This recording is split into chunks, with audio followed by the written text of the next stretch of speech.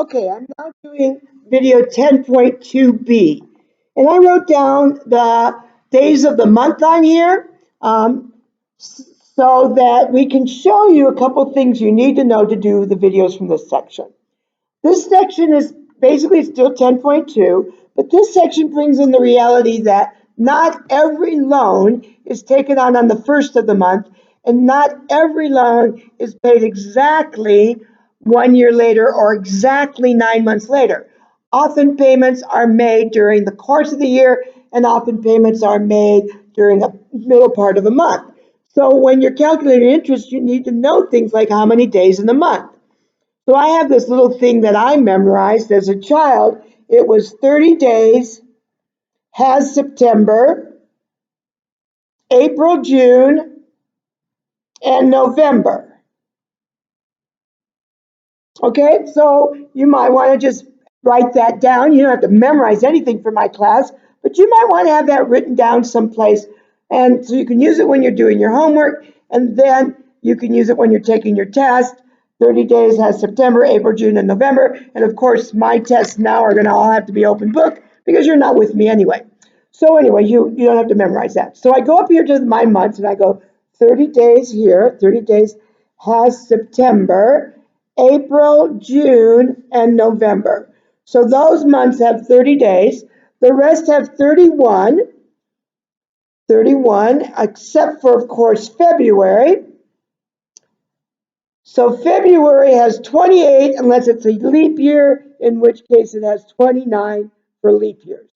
Unless they tell you it's a leap year, you will assume it's not a leap year. All right, so this year actually was a leap year.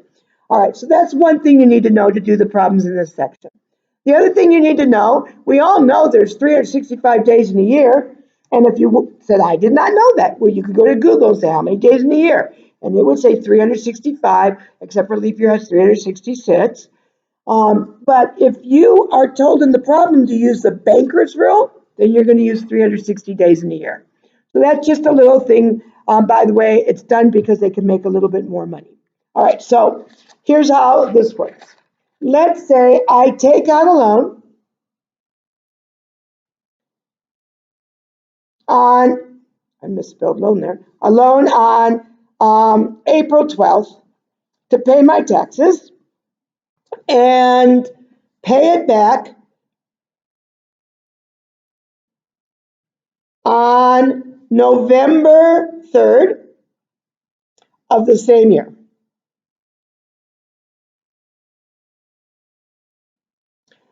The loan is for $3,000. The interest rate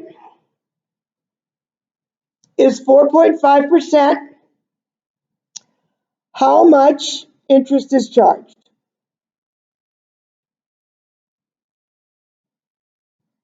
All right, so on this particular problem, we still have I is equal to PRT. It's still a simple interest problem. All the problems from this section are simple interest. All right, so now we know that P is still 3,000. The rate is 0.045. And we're going to use the banker's rule. The problem will tell you if you're using the banker's rule or not. If it says use 365 days in a year, that's what you'll use. All right, but now we need to know the time. So I'm going to write down April, May, June, July, August, September, October, and November. Okay, the loan's going to be paid off on November 3rd, so I'm going to have the loan for only 3 days in November. 30 days has September, April, June, and November. So April's got 30 days, but I did not take the loan out until the 12th. So in November, it's got 30 days, but I only had the loan for 18 of those days, 30 minus 12. So I had the loan for 18 days in April. I had it for 3 days in November because I paid it off on the 3rd. In May, I had it for 31 days. In July, I had it for 31 days. In August, I had it for 31 days. In October, I had it for 31 days. So now I have to add these numbers up. 18 plus 31 plus 31 plus Whoops, my bad. I made a mistake, so let's start over. 18 plus 31 plus 30 plus 31 plus 31 plus 30 plus 31 plus 3. And that gives me 205 days. Now, I could have done that a little bit easier by just thinking ahead. I could have gone 18 plus 3 and then gone, I had plus 31. I have 1, 2, 3, 4 months like that. So 31 times 4 plus 30. I have 1, 2 months like that times 2. And that still comes out to be 205. So that's a nice way to double check. So now I can go back up here and put 205 out of 360 because it said to use the banker's rule. So now I have 3,000 times 0.045 times 205 divided by 360. And that gives me $76.87. 88 cents, actually, if I'm rounding it. All right, so there we go. I got $76.88. That's great. All right, what if I make a payment? There will be problems where they'll have you make a couple payments. You will not see that on the test, but there is a problem on the test where you do make one payment. So I'm going to do the same problem, only now I'm going to make a payment. So in this one, it's going to be the same thing, $3,000 borrowed on April 12th at 4.5% annual interest,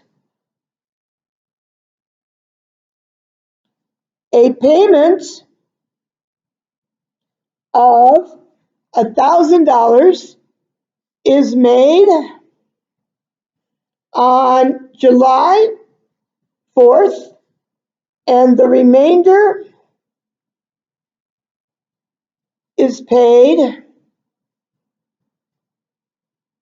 on November 3rd.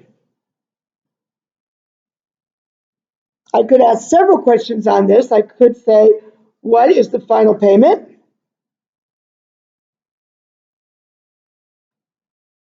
What is the interest over the life of the loan?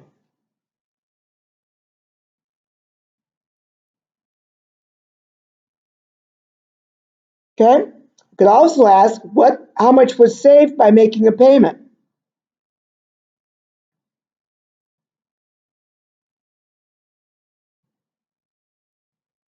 So I'm going to go to the next page and I'm going to do those three calculations. So I still have to write down April, May, June, July, a payment gets made. So I'm going to write July down twice. August, September, October, November. So we know we had the loan for 3 days in November. We know we had the loan for 18 days in April. We know we had it for 31 days in May. We know we had it 30 days in June. We know we made a payment on July 14th. So 14 days of July before we made our first payment. And then July's got 31 days. So 31 minus 14 is the remaining days in July after the payment. That's 17 days. So you can see that those add up to the 31 days of July. August, 31 days. September, 30 days. October, 31 days. All right, so now we have to do the math here. So we start out with, before the first payment is made, how many days went by? 18 plus 31 plus 30 plus 14. Did I do that right? What did I say back here? I think I said I made the payment on the 4th of July, not the 14th of July. That's a 4, and then that's a 27. All right? Whoa, pay attention to your numbers. All right, so we got the first payment was made on the 4th of July, not the 14th of July. So I add on that 4, and I get that 83 days went by before I made my first payment. And then 27 plus 31 plus 30 plus 31 plus 3. That was 122 days. By the way, if I add those two numbers up, it adds up to 205 days. So I didn't lose any time. I just made a payment. All right, so now we can do the math. So we start with I is equal to PRT. So we start out with a $3,000 loan. Our interest rate is 0.045, and our time is 83 days before we make the first payment. So I've got, let me make sure you can see that, 3,000 times, whoa, I can't see it, let's move it there. 3,000 times 0.045 times 83 divided by 360.